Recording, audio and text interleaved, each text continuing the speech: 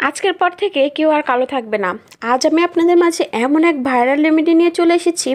এটি আপনার মুখে লাগানোর সঙ্গে সঙ্গে আপনার মুখ এতটা বেশি পরিমাণে ধবধবে সাদা হবে, আপনারা নিজেরাই দেখে অনেক বেশি অবাক হয়ে যাবেন। এটি আপনার মুখে যখনই লাগাবেন তখনই আপনার মুখ একদম ভিতর থেকে পরিষ্কার হয়ে যাবে, মুখের যে লাবণ্যতা সেটি ফিরিয়ে আনবে, মুখের কালচে ভাবগুলো দূর হবে, তার সঙ্গে মুখটা এত বেশি পরিমাণে ফর্সা হবে যে একবার ব্যবহার না করলে আপনারা বুঝতেই পারবেন না। যে কোনো বিয়ে বাড়ি বা যে কোনো পার্টিতে যাওয়ার আগে এই রেমেডিটি বানিয়ে একবার ব্যবহার করুন, আপনার মুখটা একদম ধবধবে সাদা হয়ে যাবে। আর এই ভাইরাল রেমেডিটি বানাতে বাজার থেকে কিন্তু কিছুই কিনে আনতে হবে না, বাসায় পাওয়া যায় এমন কিছু উপাদান দিয়ে কিন্তু আমি এই রেমেডিটি বানিয়েছি। যারা অনেক দিন ধরে মুখের নানান ধরনের সমস্যায় ভুগছেন কিন্তু বাজার থেকে নানান ধরনের ক্রিম বা ফেসিয়াল করেও মুখের কোনো উন্নতি হচ্ছে না, অথবা কিছুদিনের জন্য সেই সমস্যাটার সমাধান হলেও কয়েকদিন পরে আবার ওই সমস্যাটা একই স্থানে ফিরে আসছে, আজকের ভিডিওটি তারা একবার দেখুন, আপনাদের সকল সমস্যা দূর হয়ে যাবে। আজকে যে আমি আপনাদেরকে রেমেডিটি বানানো দেখাবো তা না, এই রেমেডিটি কিভাবে সংরক্ষণ করে সারা বছর ব্যবহার করবেন সেটার টিপসও কিন্তু আপনাদের মাঝে আমি শেয়ার করব। এই ভাইরাল রেমেডিটি ব্যবহার করার পরে আপনার মুখের এত উন্নতি হবে, আপনাদের কিন্তু কখনো আর বাজার থেকে কোনো ক্রিম কিনে ব্যবহার করতে হবে না, এমনকি কখনো পার্লারে গিয়ে কিন্তু কোনো ফেসিয়ালও করতে হবে না। এতে করে কিন্তু আপনার কোনো টাকা পয়সাও খরচ হবে না। এই রেমেডিটি বাসায় ব্যবহার করার সঙ্গে সঙ্গে এর রেজাল্ট দেখে আপনারা অনেক বেশি আশ্চর্য হয়ে যাবেন। আর এই রেমেডিটি বানাতে আমি যা যা উপাদান ব্যবহার করেছি সেটা হরহামেশা আমাদের হাতের নাগালেই পাওয়া যায়। তো চলুন দেখে নেওয়া যাক এই ভাইরাল রেমেডিটি বানাতে কী কী উপাদান আমি ব্যবহার করেছি। তো এখানে দেখতেই পাচ্ছেন আমি কিন্তু বেশ কিছু পরিমাণে চাউলের যে গুঁড়াটা হয় সেটি কিন্তু দিয়ে দিয়েছি। এখানে আমি শুকনো চালের যে গুঁড়াটা সেটি দিয়ে দিয়েছি। আপনাদের বাসায় যদি চাউলের গুঁড়াটা না থাকে আপনারা এক মুঠ চাউল নিয়ে কিন্তু পাটায় পিষে নিতে পারেন, অথবা কিন্তু ব্লেন্ডারে ব্লেন্ড করে চাউলের যে গুঁড়াটা সেটি কিন্তু তৈরি করতে পারেন। এই চাউলের গুঁড়াটা কিন্তু একদমই বেশি মিহি হয়ে যাবে, কোনো দানা দানা ভাব কিন্তু একদমই থাকবে না। এরপরে এর মধ্যে যে জিনিসটি দিয়ে দিব সেটি হলো নারকেল তেল। এখানে আপনারা চাইলে আপনাদের বাসায় যদি অলিভ অয়েলটা থাকে সেটাও কিন্তু দিয়ে দিতে পারেন। নারকেল তেল দেওয়ার ফলে যেটা হবে, আপনার মুখের যে জেলাটা সেটি এতটা বেশি পরিমাণে বেড়ে যাবে, আপনারা নিজেরাই অবাক হয়ে যাবেন। আর তার সঙ্গে মুখের যে চামড়াটা সেটি টান টান হবে, মুখের আর্দ্রতা ধরে রাখতে কিন্তু সাহায্য করবে। নারকেল তেল কিন্তু আমাদের ত্বকের জন্য অনেক উপকারী। আর যাদের বাসায় খাঁটি নারকেল তেল আছে অথবা নারকেলের যে দুধটা সেটি আছে, তারা কিন্তু এখানে সেটি দিয়ে দিতে পারেন। তো এখানে দেখতে পাচ্ছেন আমি 1 চা চামচ পরিমাণে কিন্তু নারকেল তেল দিয়ে দিয়েছি।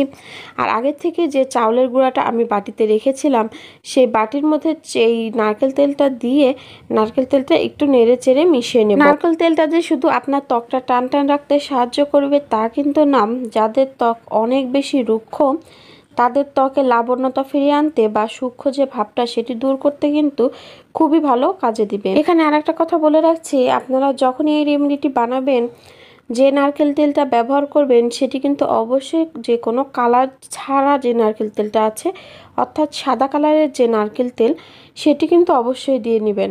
আর অতিরিক্ত গন্ধযুক্ত তেল কিন্তু এখানে একদমই দিবেন না। আর বাসায় বললামই তো, যদি নারকেলের দুধটা থাকে সেক্ষেত্রে কিন্তু সেটাই দিয়ে দিবেন। তো এর পরবর্তীতে আমি এর মধ্যে যে জিনিসটি দিয়ে দিব সেটি হলো আলু। এখানে একটা ছোট্ট সাইজের আমি আলু নিয়ে নিয়েছি। আলুটা যেটা করতে হবে, আগে ভালো করে পানি দিয়ে পরিষ্কার করে নিতে হবে। আলু পরিষ্কার করে নেওয়ার পরে আলু খোসা সহ কিন্তু গ্রেট করে নিতে হবে। আমি এখানে আবার বলে দিচ্ছি, আলুর খোসাতেও কিন্তু প্রচুর পরিমাণে ভিটামিন আছে, যার ফলে কিন্তু আমাদের ত্বকের অনেক উপকার হয়।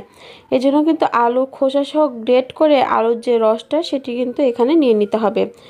এখানে কিন্তু আমি 2 চামচের পরিমাণে আলুর রস দিয়ে দিয়েছি। আলুর রস দেওয়ার পরেও কিন্তু এখানে আমি আরেকটু নেড়ে মিশিয়ে নিব। এখানে আপনাদের মনে প্রশ্ন হতে পারে আলুর রসটা বাড়ানোর উপায় কি। অনেক সময় দেখা যায় যে আমরা আলু কিনলে সে আলু থেকে কিন্তু বেশি রস হয় না। আপনারা যদি কিছুটা সময় পানিতে ভিজিয়ে রাখেন, তারপরে যদি আলুটা গ্রেট করেন, সেক্ষেত্রে কিন্তু আলুর যে রসটা সেটি কিন্তু বেড়ে যাবে। আলুর রস কিন্তু আমাদের ত্বকের জন্য খুবই উপকারী। এরপরে এর মধ্যে আমি যে জিনিসটি দিয়ে দিয়েছি সেটি হলো এখানে গ্লিসারিন দিয়েছি। সামনে যেহেতু শীত, তো শীতের সময় কিন্তু আমাদের ত্বকটা অনেক বেশি রুক্ষ রুক্ষ ভাবটা হয়, তাছাড়াও কিন্তু ত্বকের যে লাবণ্যটা সেটি কিন্তু প্রায় নষ্ট হয়ে যায়। গ্লিসারিন দেওয়ার ফলে কিন্তু আমাদের ত্বকের যে রুক্ষ ভাবটা সেটি হবে না, ত্বকটা অনেক বেশি পরিমাণে ভালো থাকবে। তো এখানে আমি যে উপাদানগুলো দিয়ে দিয়েছিলাম সেটি দেওয়ার পরে কিন্তু আমি চামচ দিয়ে ভালো করে নেড়ে আবার এক পর্যায়ে মিশিয়ে নিয়েছি। এরপরে এর মধ্যে আমি যে জিনিসটি দিয়ে দেব সেটি হলো কাঁচা যে খাঁটি দুধটা আছে সেটি। এখানে অনেকের মনে প্রশ্ন জাগতে পারে প্যাকেটের যে দুধটা আছে সেটি দিলে হবে কি না। প্যাকেটের যে লিকুইড যে দুধটা আছে সেটি দিলে হবে, তবে খাঁটি যে গরুর দুধটা আছে সেটি দিলে কিন্তু বেশি ভালো উপকার হবে। এখানে কিন্তু পাউডার যে দুধটা পাওয়া যায় সেটি কিন্তু একদমই দিবেন না, যে কোনো লিকুইড কাঁচা দুধটা কিন্তু এখানে দিয়ে দিতে হবে। তবে হাতের নাগালে যদি খাঁটি গরুর দুধটা থাকে সেই অবস্থায় গরুর দুধটা দিয়ে দিতে পারেন, অথবা কাঁচা দুধের অনেক সময় যে সরটা বা ক্রিমটা পাওয়া যায় সেটিও কিন্তু এখানে ব্যবহার করতে পারেন। কাঁচা দুধের সর কিন্তু আমাদের মুখের জন্য খুবই উপকারী। ওইটা লাগালে মুখের যে কোনো রুক্ষ ভাব দূর হবে, মুখটা অনেক বেশি গ্লাসি করবে। ত্বকের যে কোনো সমস্যা দূর করতে দুধ কিন্তু অনেক ভালো কাজ করে। আপনি যদি নিয়মিত দুধ আর একটু হলুদ মুখে লাগিয়ে রাখেন তাহলে আপনার মুখের যে কোনো সমস্যার সমাধান কিন্তু হয়ে যাবে। তো এখানে দুধ দেওয়ার পরেও কিন্তু আমি চামচ দিয়ে ভালো করে নেড়ে মিশিয়ে নেব, যত সময় না পর্যন্ত আমি যে এখানে রেমেডিটা বানিয়েছি সেটি ক্রিমি ক্রিমি একটা ভাব হবে। কিছু সময় নাড়ার পরে আপনারা এর পরিবর্তন নিজেরাই দেখতে পারবেন। কিছু সময় নেড়ে নেওয়ার পরে এর কালারটা বা এর যে আবরণটা সেটি কিন্তু চেঞ্জ হয়ে যাবে, এটি অনেক বেশি কিন্তু সফট হয়ে যাবে। যখন দেখতে পাবেন এটি অনেক বেশি সফট এবং অনেক কালারটা চেঞ্জ হয়ে গিয়েছে তখন বুঝতে পারবেন এই যে ক্রিমটা সেটি কিন্তু একদমই তৈরি হয়ে গিয়েছে। তো ক্রিম তৈরি হওয়ার পরেও কিন্তু এখানে আমাদের ক্রিম সংরক্ষণ করে রাখারও একটা ব্যাপার আছে। আর তাছাড়াও কিভাবে এটি ব্যবহার করলে আপনারা 100% রেজাল্ট পাবেন সেটিও কিন্তু আমি আপনাদেরকে বলে দেবো।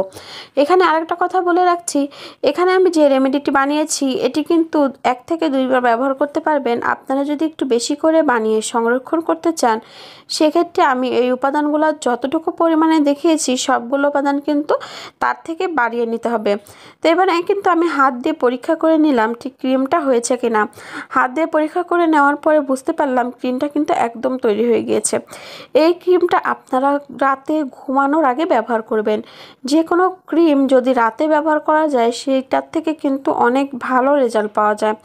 রাতে ঘুমানোর আগে আপনার মুখ পরিষ্কার করে এই ক্রিমটি মেখে তারপরে ঘুমাতে যান, দেখুন আপনার ত্বক একদম বেশি ফর্সা হয়ে যাবে। আর কোনো ক্রিম কিনে আপনাকে ব্যবহার করতে হবে না। এই রেমেডিটি 100 ভাগ কার্যকরী। আর তাছাড়াও এই রেমেডিটি লাগানোর ফলে আপনার ত্বকের কোনো ক্ষতি হবে না, যেহেতু এখানে বাহিরের কোনো জিনিসই ব্যবহার করা হয়নি। যে উপাদানগুলো ব্যবহার করা হয়েছে সেই উপাদানগুলো কিন্তু ঘরোয়া, যার ফলে কিন্তু আপনার ত্বকের কোনো ক্ষতি হবে না। এইভাবে এই ক্রিমটি রাতে লাগিয়ে সকালবেলা উঠে তারপরে মুখটা ভালো করে পরিষ্কার করে নেবেন, তাহলে আপনার মুখের যাবতীয় সমস্যা দূর হবে এবং কি আপনার মুখটা কয়েক গুণ পরিমাণে ফর্সা হয়ে যাবে। এই রেমেডিটি কিন্তু বাসায় একবার হলেও ট্রাই করবেন। ট্রাই করার পরে রেজাল্ট কিন্তু আপনারা নিজেরা দেখেই অনেক বেশি অবাক হয়ে যাবেন। তো এখানে আমি যে রেমেডিটি বানিয়ে রেখেছিলাম সেই রেমেডিটি যদি আমরা কয়েকদিন ধরে ব্যবহার করতে চাই তো সেক্ষেত্রে যেটা করতে হবে, একটা এয়ারটাইট যে কৌটা বা পাত্র যেটাই বলেন না কেন সেটাতে রেখে নর্মাল ফ্রিজে রেখে আপনারা ব্যবহার করতে পারবেন। সেক্ষেত্রে কিন্তু আপনাদের সবগুলো উপাদান একটু বাড়িয়ে নিয়ে এই ক্রিমটা তৈরি করে নিতে হবে।